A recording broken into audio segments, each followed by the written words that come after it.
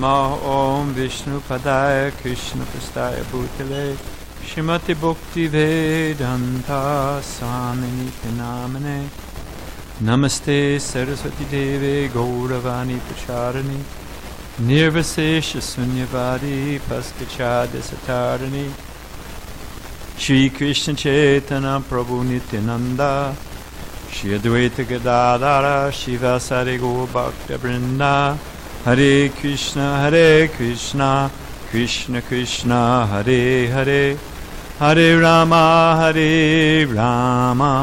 Rama Rama Hare Hare. So today is the most auspicious day commemorating when Prabhupada departed from India to the USA. That most significant event. And I wanted to read a little something from, this is from Leela Mita, just to set the mood of the thing. Now Prabhupada, as he was preparing to come to the U.S., he had to get his heavy coat, and he needed a new set of dhotis, and everything's okay, right?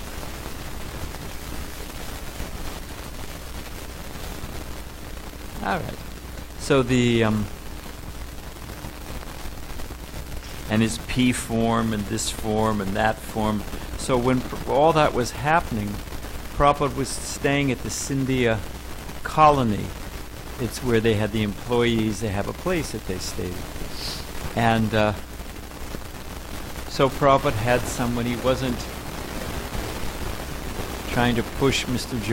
Chokshi, the secretary, personal secretary for Srimati Maharaj-ji, or get this or that done. He also went out on book distribution, selling his sets of Bhagavatams. So this is, that's where Prabhupada gave him a little apartment there in the Scindia colony. So this is a neighbor, Mrs. Nagarajan. When he came home, we used to give him some courage. And we used to tell him, Swamiji, one day you will achieve your target. He would say, the time is still not right. The time is still not right. They are all ajnanis. They don't understand. But still, I must carry on. Now this is Mrs. Nagarajan still talking. Sometimes I would go by and his chadar would be on the chair, but he would be sitting on the windowsill. I would ask him, Swamiji, did you have any good contacts? He would say, not much today. I didn't get much. And it's depressing. Tomorrow Krishna will give more details. And he would sit there quietly. After 10 minutes, he would sit in his chair and start writing. I would wonder how Swamiji was so tired in 1 minute, and in another minute, even if he was tired, he was not defeated. He would never speak discouragement. So it wasn't easy. It wasn't that just everything happened automatically and like, a hot knife through butter. But Prabhupada had to push. Prabhupada said, I gave buckets of blood to start this movement. Which should be soulless to us. Things don't always go, I'm trying to serve Krishna. Why isn't everything easy? As Prabhupada says, not today, but tomorrow Krishna will give more details. Because the purpose of devotional service is not, we want to get results. We measure results. Prabhupada was into how many books, how many temples. He wanted to know results because that's how you measure things. At the same time, it's the purification of heart that actually matters. That's the actual purpose of the thing. So Krishna puts us in different situations. It doesn't make it easy for us because that's how do muscles grow. They're lifting all those weights. There's that, it's called the, thanks for, yeah, let's see. It's called the Crush or something like that. It's a sports, whatever. What do they call those places? Fitness center. Crunch. So Why do they lift all the weights and do all of that? I know everyone's watching Dravid to see if it works, because it is. I'm also a little curious. But what happens when they're lifting those weights? What is the pain that you feel in your arms or legs? What's happening? Yes, Bhakti Zach. Huh? The muscles tear. And then what happens? When they repair, they're stronger. So it's that pain. So Krishna pushes us. He puts us in our uncomfort zone. He makes us surrender. He makes us think. He makes us look inside our heart, which is, at least in my case, is not always it's more or less like what do they call it? There's a fun house, where there's the monsters and weird mirrors. There's all kinds of things going on in my heart. So, and we have to face it. We have to deal with it. We have to overcome it. So that's what's happening. Of course, Prabhupada's just showing the example. So departure from Calcutta.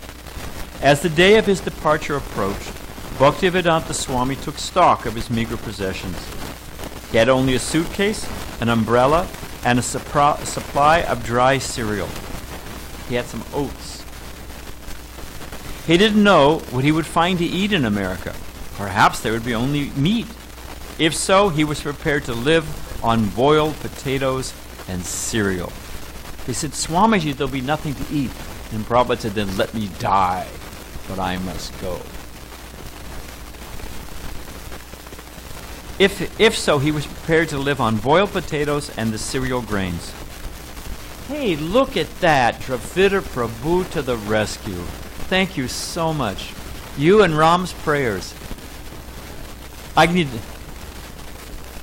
Fantastic. Well, that's Krishna's mercy.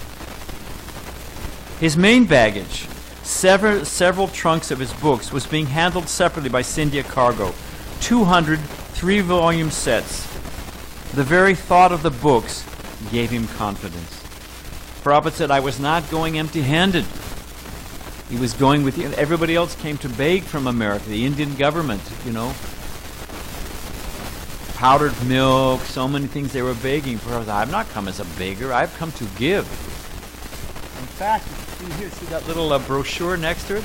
Prabhupada printed that up to go along with the Bhagavatam, and it says, India's message of peace and goodwill. So Prabhupada was not going as a beggar. When the day came for him to leave, he needed that confidence.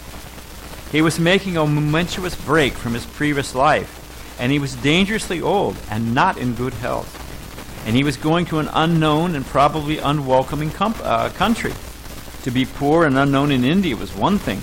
Even in these Kali Yuga days, when India's leaders were rejecting Vedic culture and imitating the West, it was still India.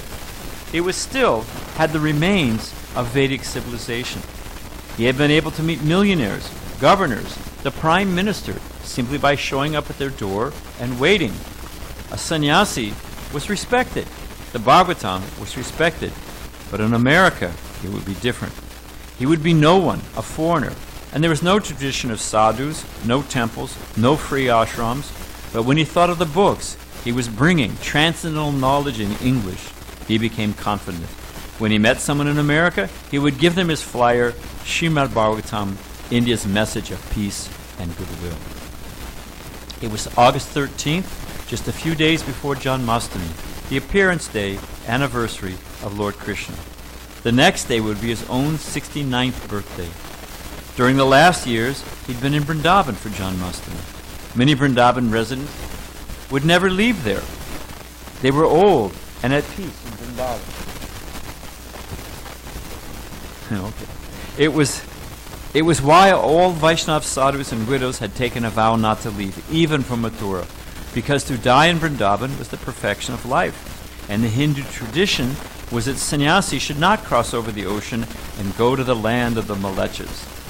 But beyond all that was a desire of Srila Bhaktisiddhanta Saraswati, and his desire was non-different from that of Krishna.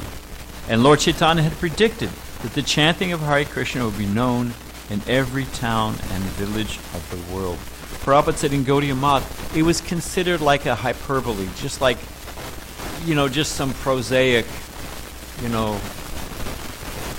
may Krishna consciousness spread on the moon. I mean, of course, Bhaktisiddhanta Saraswati stopped one night looked at the moon, swung his cane and said, "Who will go there and preach?" looking at his disciples. So, but they thought, no one will ever do it. No one will ever go to the way. I mean, who will take it? They'll never. And what does that Lord, what was his name? The Lord who told the Gaudiya Math, "Can you make me a Brahmin?" And they said, "Certainly." The Lord of Zetland. And they said, "But you have to, just give up meat." Listen. He said, "Impossible. These things are our life." Meat eating, intoxication. So they thought, it'll never happen. So the Mrs. Morarji, who was a well-wisher, said, "No, Swami, you'll die there. Don't go." So many Prabhupada said, "Let me die." Bhaktivedanta Swami took a taxi to the Calcutta port. A few friends and admirers, among them his son, Vrindavan, accompanied him. Prabhupada writes in his diary, quote, "Today at 9 a.m. embarked on M.V. Jaladut. Came with me Bhagwati, the Darwan of Sindhi Sansir, Mr. Sen Gupta, Mr. Ali, and Vrindavan." Prabhupada was carrying a Bengali copy of Chaitanya Charitamrita, which he intended to read during the crossing. Prabhupada said later on, he said, "I am only alive because of Chaitanya Charitamrita. It has become my nectar." He writes in his diary that, my health is not good, I can't digest anything, a ringing is in my ears, but I am taking shelter of Chaitanya Charitamrita and feeling some relish. Somehow or other he would be able to cook on board, or not, he could starve, whatever Krishna desired. He checked his essentials: passenger ticket, passport, visa, P-form, sponsor's address. Finally, it was happening. Srila Prabhupada, quote, with what difficulty I got out of the country. Some way or other, by Krishna's grace, I got out so I could spread the Krishna consciousness movement all over the world. Otherwise, to remain in India, it was not possible. I wanted to start a movement in India, but I was not at all encouraged. He was thrown out of Jhansi by the governor's wife, I think. The black cargo ship, small and weathered, was moored at dockside, a gangway leading from the dock to the ship's deck. Indian merchant sailors curiously eyed the elderly saffron-dressed sadhu as he spoke his last words to his companions, and then left them, walked determinedly toward the boat. For thousands of years, Krishna Bhakti had been known only in India, not outside, except in twisted, faithless reports by foreigners. And the only Swamis to have reached America were non-devotees, Mayavadi impersonalists. But now Krishna was sending Bhaktivedanta Swami as his personal emissary. Prabhupada's writing, this is from his diary on board the Jaladut. "Today the ship is plying very smoothly. I feel better today, but I am feeling separation from Sri Vrindavan and my lords Sri Govinda, Gopinath, and Radha Damodar. My only solace is Chaitanya Charitamrita, in which I am tasting the nectarine of Lord Chaitanya's Leela. I have left Bharat Bhumi just to execute the order of Srila Bhaktisiddhanta Saraswati, in pursuance of Lord Chaitanya's order. I have no qualification, but I have taken up the risk just to carry out the order of His divine grace. I depend fully on their mercy, so far away from Vrindavan." What time is it? Oh, so we've got a little more time. I wanted to read, well, we'll see if we have time. Just a few themes, and then we'll go into this slideshow. There's a long arc that delivered Prabhupada to the shores of America. And we have the seed, the bija planted in his heart when he met in Ultadanga. He met his spiritual master, Srila Bhaktisiddhanta Saraswati Thakur, who immediately told him, "Go to the West and preach the message." And Prabhupada challenged back. Prabhupada said it was the first time in an argument he'd ever been defeated. Prabhupada said, "I was defeated, but I relished it." He was very, to be defeated by his Guru Maharaj. And he was thinking from that point on, the message of Chaitanya Mahaprabhu, it is now in very worthy hands of Bhaktisiddhanta Saraswati Thakur. Prabhupada met his Guru Maharaj in 1922, He took initiation in 1933, so 11 years later. But he said, I was always thinking, I've met such a saintly person. I've met such a saintly person. So Prabhupada said, practically speaking, I was initiated from that first encounter. But Prabhupada also says he had 3 dreams. And in those dreams, Bhaktisiddhanta Saraswati Thakur would wake him. Prabhupada would wake, and the effulgent form of his Guru Maharaj would be standing there in the bedroom and would beckon him and would walk out into the front room. Prabhupada would wake up and follow him. And then he would walk out the door and he would beckon Prabhupada to follow. And then he would walk out to the courtyard and he would beckon Prabhupada to follow. And then in the dream, Bhaktisiddhanta Saraswati Thakur would be walking across the ocean and then turning and calling Prabhupada, calling Prabhupada. 3 times Prabhupada had this dream. Prabhupada said, in this way, he gave me no peace. Prabhupada said, actually, it was horrible. He thought, wow, will I actually have to do it? How will I leave my family? How will I leave India? How will I leave, my comfort zone? So how will I do it? Prabhupada said, it was horrible. But in this way, he gave me no peace. But then Prabhupada, the whole story goes on, because Prabhupada was actually internally, he was preparing. He thought, first let me start in India, then that didn't work, so many things. Because Krishna didn't, So Prabhupada, anyway, I'll say that in the slideshow. So, but Prabhupada thought, let me have the books. Prabhupada said he put everything in the first canto. I heard Prabhupada say this personally. He said, I didn't know if I would ever get back to finishing the Bhagavatam. So Prabhupada said, I put everything you need to know in the first 3 volumes in the Srimad Bhagavatam. So we should especially read everything. Krishna's full, fuller, and fullest. So the Bhagavatam is full, fuller, and fullest. Prabhupada said every verse is sufficient for self-realization. But especially we should study the first canto. Prabhupada said, I put everything you need to know in the first canto. So you can go to Ganga Prasad. It's a shop in Vrindavan on Loy Bazaar. And now it's the grandson, and the father is still there. And when I first went to Vrindavan in 1973, the grandfather was there. And he was an old guy. He'd just sit in the back of the shop and chant japa. He's an old guy. But, in the shop, if you've been in the shop, so many, especially during, Gaur Purnim time, where there's so many people going, salespeople, and he'd just be sitting in the back with his eyes closed chanting japa.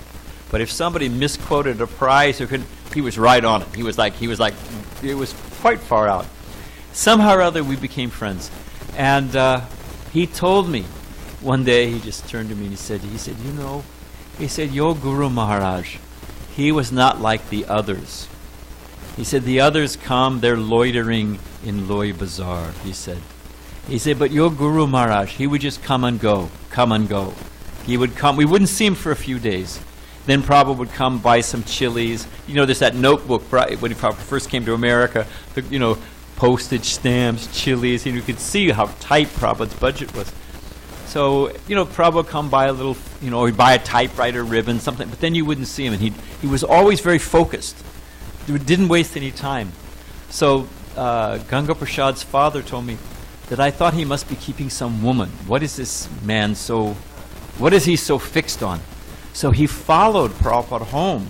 And at the time, Prabhupada was staying at Vangsi Gopal temple. He hadn't moved to Radha Damodar at the time. And then he said, and I stayed under his window. I thought I would hear the woman's voice, or I'd hear some radio, cricket game or something. He didn't want to mix the, India and Pakistan didn't want to miss the match. And he said, what I heard was type, type, type, type, type, type. He made the sound of typing. He said, so I came back. I came back early morning, type, type, type, type. I came in the middle of the day, type, type, type. I came later. He said, your Guru Maharaj, he was always typing. So Prabhupada was fixed on producing these books. So when he would come, he had transcendental knowledge. They asked Prabhupada one time, why did you come to America? I forget who asked Prabhupada, one of Prabhupada's secretaries. Prabhupada said, Prabhupada replied, he said, well, because, in those days, London was the capital, and, Prabhupada was raised in that. When Prabhupada saw the Thames, the Thames River, Prabhupada said, what? It's a stream. He wasn't very, but it was, you compared to the Ganga. But anyway,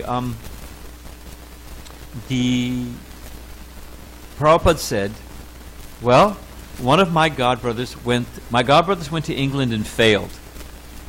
Actually, they were practically converted, you know. So Prabhupada saw them coming off the boat in Western dress. Prabhupada turned to Sridhar Swami and said, we went to change them, but they have changed us. Prabhupada nailed it, you know. Prabhupada knew exactly what was going on. So anyway, they went to London and failed. Prabhupada said, one of my godbrothers went to Germany and failed. There's another godbrother that went to Sweden and failed. Prabhupada said, so if I'm going to fail, at least let me fail in a new place. Because Prabhupada said that. I mean, that's Prabhupada's humility. Actually, Prabhupada said, the whole world is following America. So if I can go to America and turn some Americans to Krishna consciousness, then I'll send them out to the world and they'll change the world. And it worked. I mean, Prabhupada, you know, inspired by Chaitanya Mahaprabhu, Prabhupada was a master strategist. You know, he actually, that was his plan. Everyone's chasing America. Let me make some Americans. And Prabhupada would say it so proudly, like Giriraj Maharaj. He would say, you know, he comes from a good family, wealthy family. He said, his father offered him $1 million. He won't give it up. Prabhupada said, you offer any of my disciples, they will not take it. Oh, who knows what? Inflation rate, much more than that. Okay, so Prabhupada quotes Vishwanath Chakravarti Thakur in the Bhagavad Gita, his purport to, what is it, Ekeha Kurunandana? That, you know, Vyavasatmyaka Budhir, that one-pointed fixed intelligence. What is the manifestation, the proof? We were reading in the Bhagavatam, we were reading about Daksha leading her body and samadhi, and, you know, we got so many yogis, and they, you know, I've transcended everything, I found my home in Om, or whatever they're saying, you know. But what is genuine samadhi as expressed by that one-pointed intelligence? What is, and Prabhupada quotes, I'm going to give you a huge hint, and Dravida can't answer, and Balaram can't answer. We sing it every day. It's the last line of the Guru Vastakam prayers. I'm not going to say more than that. Which are also written by Vishwanath Chakravarti Thakur. So what is the manifestation of that one-pointed intelligence? Do you know? You can take a guess. Any of the ladies know? Yes, Mataji.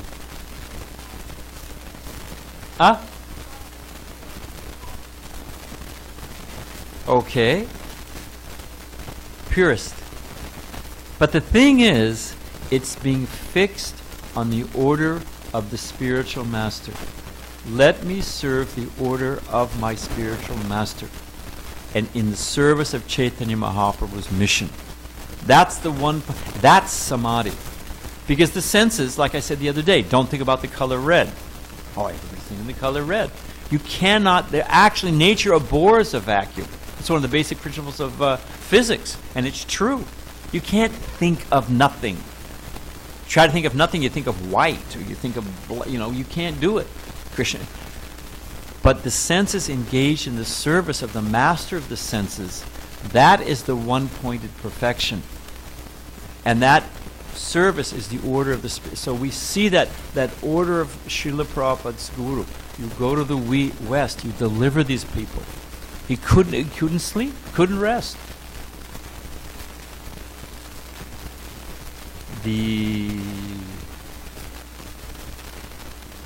Okay. I wanted to read this. We touched on it the other day. It's short, and then we'll do the slideshow. Queen Vidarbhi, when her husband died, the king, here is her statements, and Prabhupada explains. Being now alone and a widow in that forest, and this material world is compared to a forest of illusion, it's a forest of material desires, it's a burning forest fire. It's the forest of, what is that? That forest of material enjoyment. There's a whole section in the Bhagavatam describing that. So it's a forest, dark. When I was a kid, there's so many fairy tales, isn't it? folk tales that you go off into the forest, the wolf is there, the witch is there, wandering alone in a dark forest. That's our actual position. If Krishna hadn't hung the sun and the moon here, this is a dark, dank, perilous place.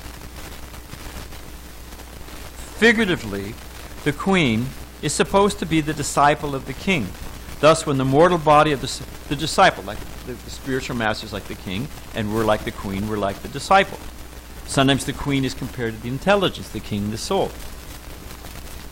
When the mortal body of the spiritual master expires, the disciple should cry exactly as the queen cried when the king leaves his body.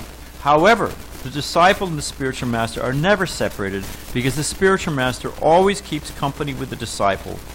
Why? What is the criteria? The disciple, the guru never gives up the disciple under one condition. What creates that synergy, that reciprocal connection? Yes. As long as he follows, that's the lifeline, that's the link.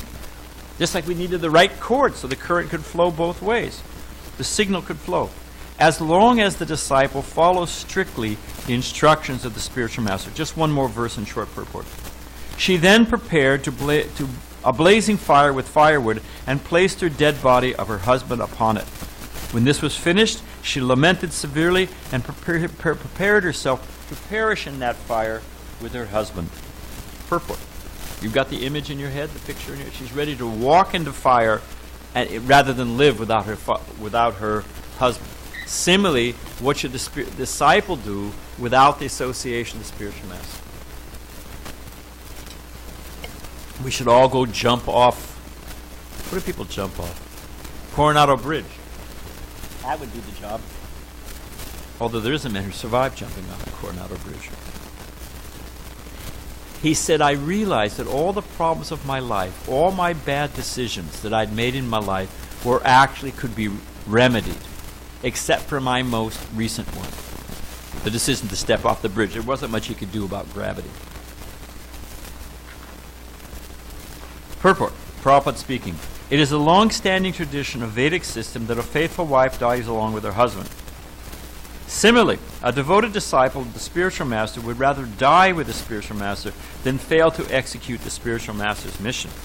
As the Supreme Personality of Godhead comes down upon this earth to reestablish the principles of religion, so as representative, the spiritual master also comes to reestablish religious principles. It is the duty of the disciples to take charge of the mission of the spiritual master and execute it properly.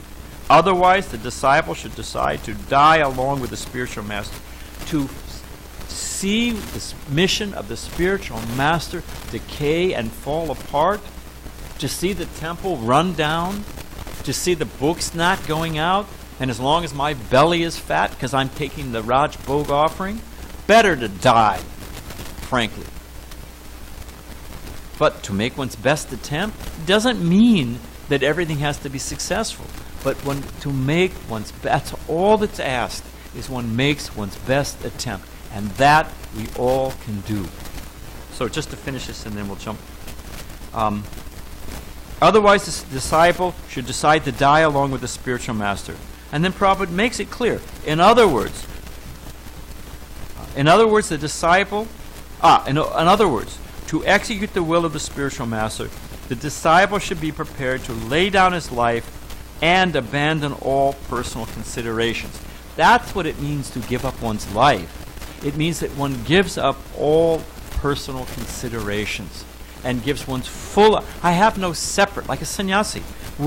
One of the definitions of a sannyasi is we don't have any separate life. We're not supposed to have a separate, okay, Prabhus, I'm going on vacation. I'll see you guys, and I'm going to Disneyland. Of course, I love, Dave Amrita Marsh's line. You know why they call the American dream? Anyone know why it's called the American dream? You got to be asleep to believe it. So it's just a dream. Okay, so one last question and then we'll do the slideshow. It'll be short. What is the most valuable thing we all have? Each of us individually. What is the most valuable thing? It's a bit of a time, okay. But to take advantage of time, What do you need? Intelligence. Yeah, that's all. You're dancing around the issue. You're right. But what do you need? Free will? Okay. What'd you say? I thought you said breakfast. Purpose. He said purpose, which is good. But all of those things are predicated. It's a trick question, I have to admit. All of those, life, which was good, intelligence, what did you say? And time, somebody else said free will, somebody else said purpose. So those are all necessary. But you have to be alive, isn't it? You have to have life. That's the, it all rests upon that. So the most valuable thing we have is our life. Now, where will we invest that? Will we invest it? Maharaj Rahugana, Rishabdev. No, yeah, Maharaj Rishabdev. Rishabdev speaking to his sons. And he tells them, don't waste your life like the animals, doing what the hogs do, and the camels, and the asses. Don't. And that's what Prabhupada, it rocked my boat when I read Prabhupada's sentence that they are living simply like polished dogs and cats. And I thought about it.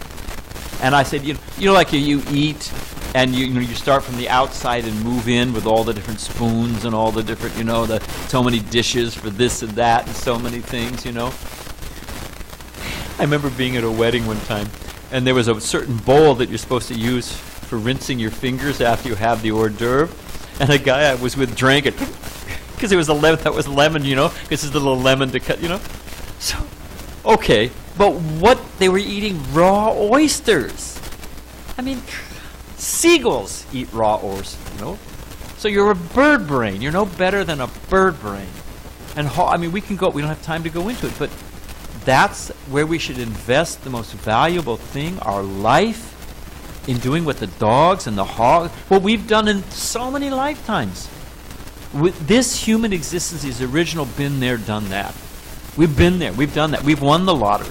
We've been the president. We've been a president. We've been Lord Brahma. We've been up and down and around. Why do it again? So, invest one's life in fulfilling the order of the spiritual master. Prabhupada, before he came to America, quick story. Why was Prabhupada so successful?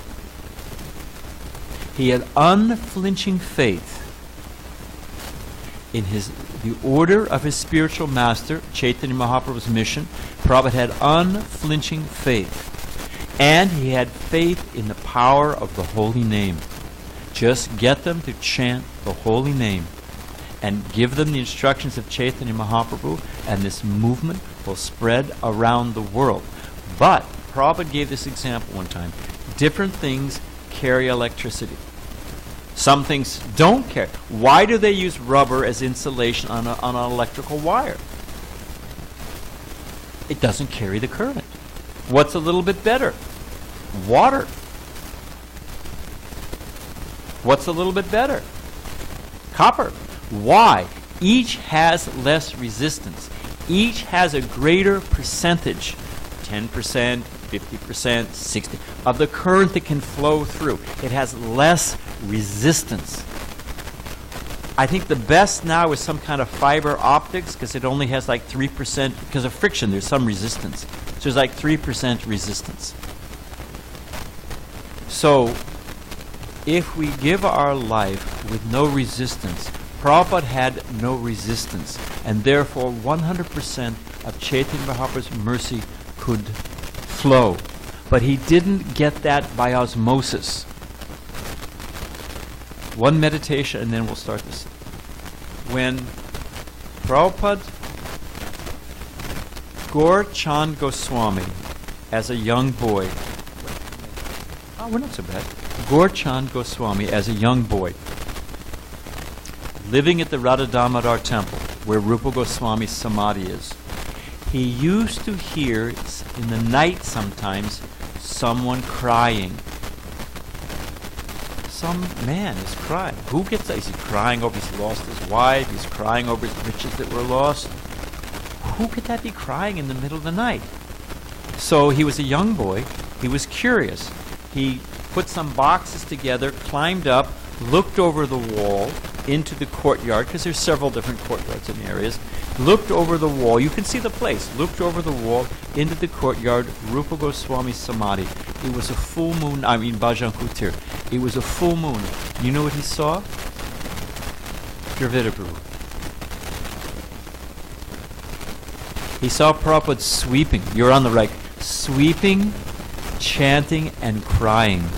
Crying for the mercy of Rupa Goswami. Crying.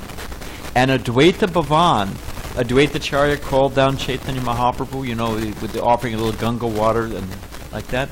So Prabhupada would go to Advaita Bhavan when he would go to Mayapur. He would go to his Guru Maharaj's samadhi also and do the same thing. But at Advaita Bhavan, in that same mood of calling down Chaitanya Mahaprabhu, he would sweep and he would cry. And the pujari asked him, why are you crying? And he would know why. Okay, he was also calling for the holy name, calling for the mercy of Chaitanya Mahaprabhu, calling to become free so he could serve purely the message of his spiritual master. But he also said, I'm crying because my guru has given me an impossible mission. And wouldn't let him get out of it. Kept coming to him in a dream till, took everything away. So, the perfection of samadhi is to be fixed on one thing. The senses will never be controlled, the mind will never be controlled unless it comes to the point of samadhi. And that samadhi is not inertia. It is engaging the senses properly. And what is that properly?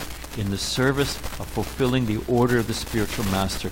And that is where the most valuable thing we have, our life, should be invested. And to be empowered, we have to learn to cry, as Prabhupada showed the example. Okay, so we will do this slideshow quickly. Can we let us reach that far? Yes, no? Yeah, because I'm off balance in so many things. If we could move the mic over there, that would be good. This is short, but I hope you'll like it. Over here.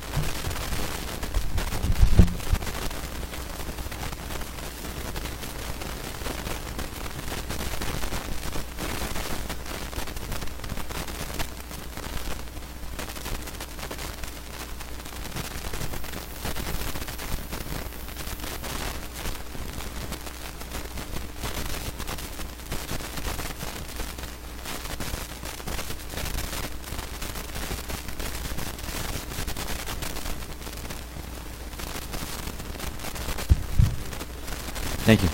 Okay. So as we mentioned, this is the... here you go, Linda. Prabhupada liked this picture. And he's sitting there with the Bhagavatam, 3 volumes of Bhagavatam. And there's the little, as we mentioned, the brochure Prabhupada printed up.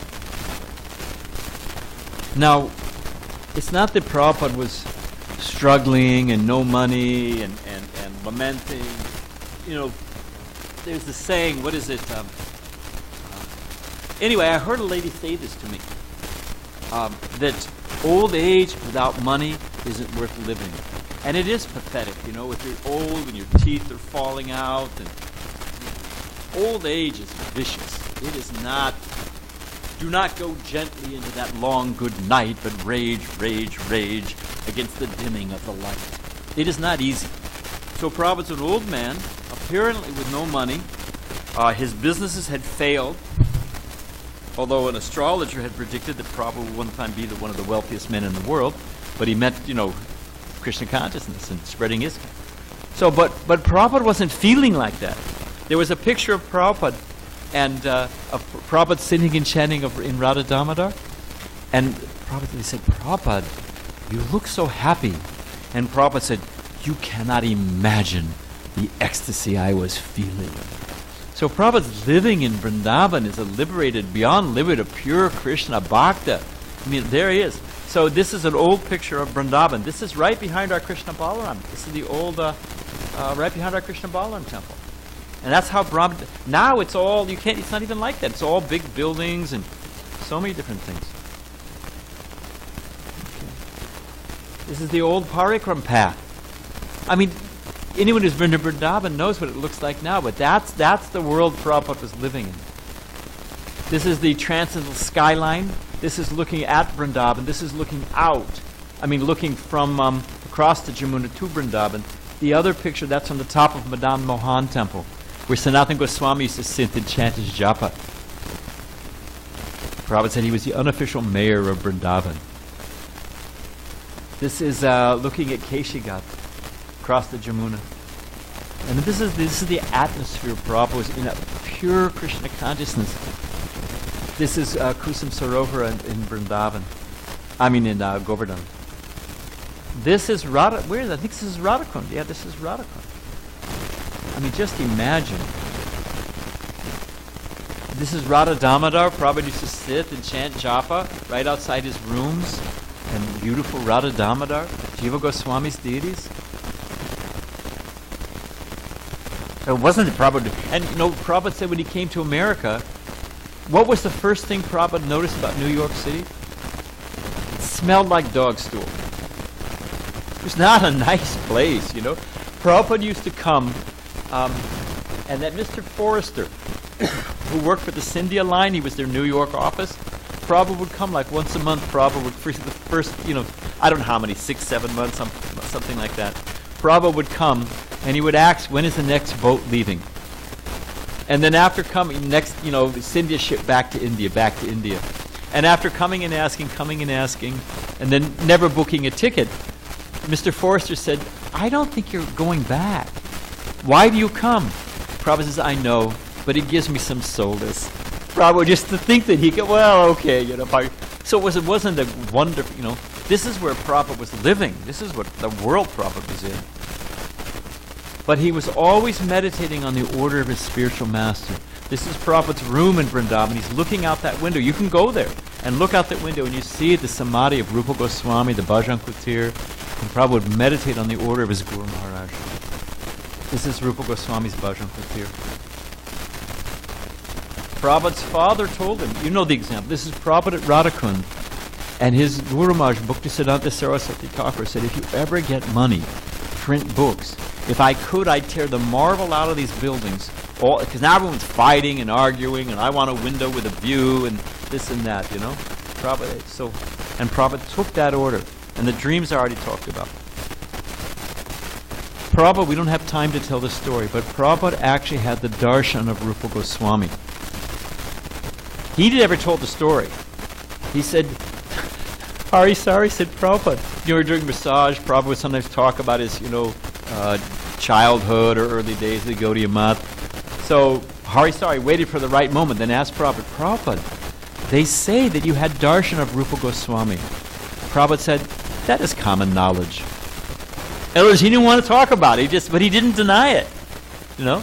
So there's several examples like that, but actually Rupa Goswami, someday otherwise I'll tell the story, but Rupa Goswami came to see, you know, he gave his darshan to Prabhupada.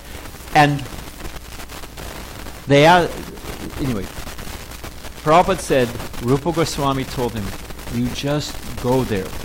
You just write these books and go there. We will take care of everything else. Just, you know, he was their direct agent. You just write these books and go. We'll take care of everything else. And that's exactly what happened. So here's the first, I said this already about the Bhagavatam, the original, you know, the Delhi Bhagavatams. And what does it say? It's meant to bring about a revolution in the impious life, it should say, of impious life of misdirected civilization. And that's exactly what, I mean, look at us. Where would we be?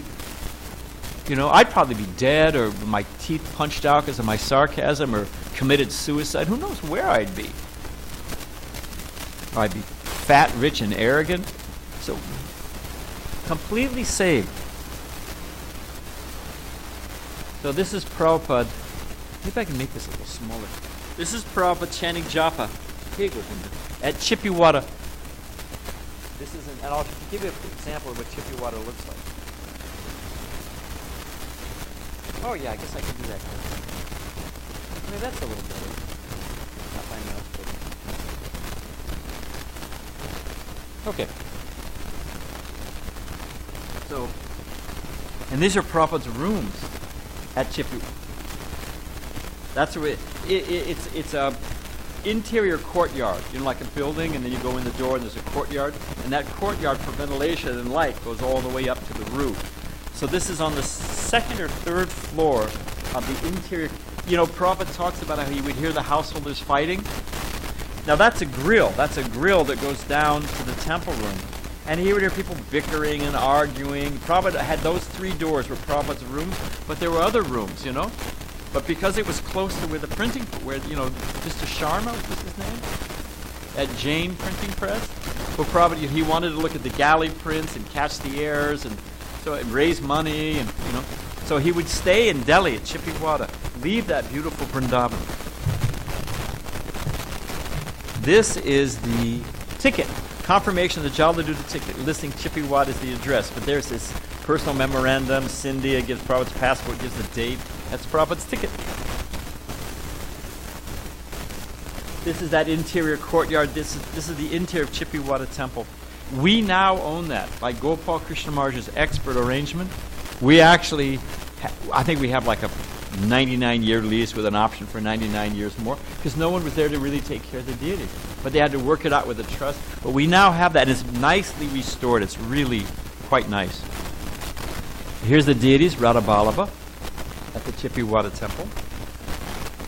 This is, Prabhupada talks about, imagine Prabhupada imagine Prabhupada navigating these things, these narrow ways, and trying to get through with, Prabhupada would buy the paper himself at the paper market to get it at the cheapest possible price, because he had, he was literally every rupee, every paisa mattered. And then Prabhupada would navigate. You can see those rickshaws. That is Chippywada. That's what it looks like. And that was where the printing presses were in there. So just imagine, from Vrindavan to this, just so that he could give us that gift of the Bhagavatam. So my Guru Maharaj has given me an impossible mission. That's, of course, Bhaktisiddhanta Saraswati Thakur. And this is the samadhi. Before Prabhupada left, the day before, he came out to Mayapur, and he was sitting at the samadhi of Srila Bhaktisiddhanta Saraswati Thakur, praying and crying. Of course, this is the Jaladuta. Prabhupada was a lone fighter, it's described. He was a lone fighter walking up the gangplank alone to the Jaladuta. Now, why am I showing the Victoria Memorial, which is 184 feet high? This was built, I don't know when, for Queen Victoria on her Diamond Jubilee, so it must have been 50th, whatever it was. So there it is. Because Prabhupada, as a young boy, anyone who's been to India, third world, whatever, the developing world, those bamboo scaffoldings, Prabhupada climbed up as a young boy. I mean, they sway in the wind, they creak, So Prabhupada climbed to the very top. When Prabhupada was walking at that Victoria Madana, whatever they call it, in Calcutta, they were walking, it's nice gardens, they were walking around the Victoria Memorial, and Prabhupada said, as a small boy, he climbed to the very top. And they said, Prabhupada, you must have been very brave. You can hear it on the tape. Prabhupada, you must have been very brave. And Prabhupada said, and I'm still brave. He said, otherwise how have I come to your country all alone? So think about it. Almost 70 years old man, poor health, completely foreign culture, New York City, which devours people. Prabhupada said he had a few hours spending money, 20 rupees, he had $40, whatever he had, $20 from selling the set of Bhagavatams, and 40 rupees, which nobody would even take, and a sack of coins, so he could get, Prabhupada had a sock full of coins, so he could use it in the automat to get there. It was given to him by Gopal Agarwal to navigate on his way when he got to New York City. Just imagine. And we can't give our life. We complain, I got to do the 4 o'clock offering, and I wanted to take a nap. So this is the map. I don't have my laser pointer. But you can see on the far right, there's Calcutta. And then you can see all the way around India, all the way around the Saudi Arabian prince, whatever they call it, up the, whatever that is, what is the, Yeah, all the way up to the Suez Canal. I was thinking of that, whatever they called it, the Arabian Gulf or whatever it's called.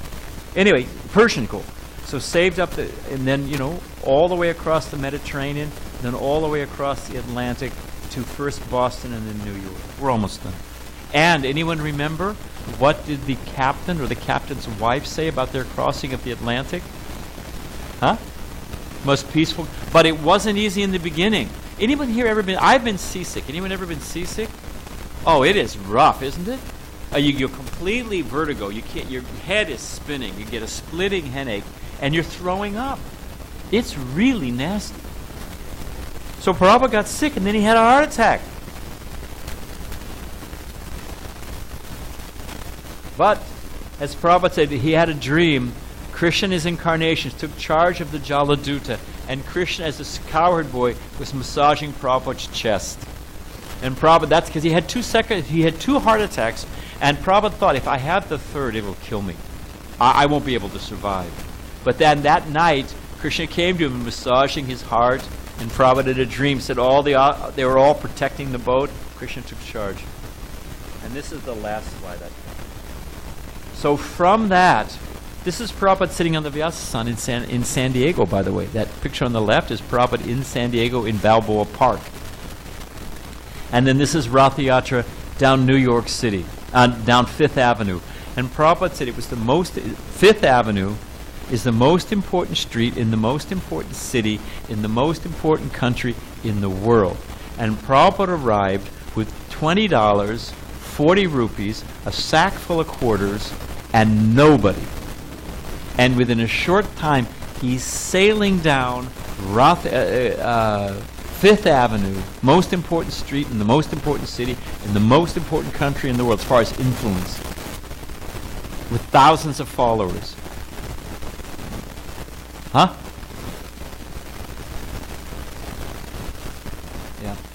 Yeah. So how long did you say? In 10 years. Inconceivable. Why? What gave Prabhupada? Quick recap and we'll be done. What was Prabhupada's secret? What did he have unflinching faith in? Order of a spiritual master and the power of the holy name. And what did he do with this most valuable thing, his life? Completely surrendered it to the order of his spiritual master.